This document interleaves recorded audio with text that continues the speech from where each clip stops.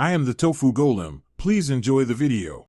In this video, I will show how to fix Toyota Rav4 glove box. Start by opening the glove box and lowering the stops gently to avoid breaking tabs.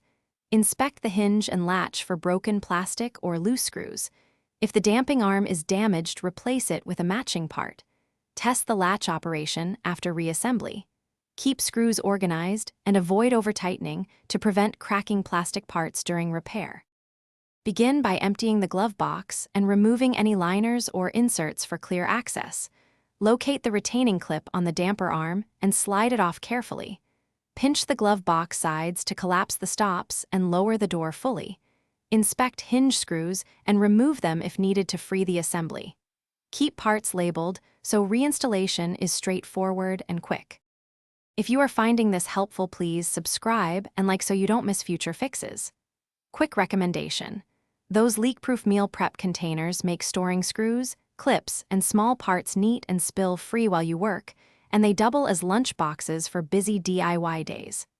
Check the description for the link and other deals, then grab your tools, and now let's get back to the video. Check replacement parts for fit and align the hinge before tightening any fasteners.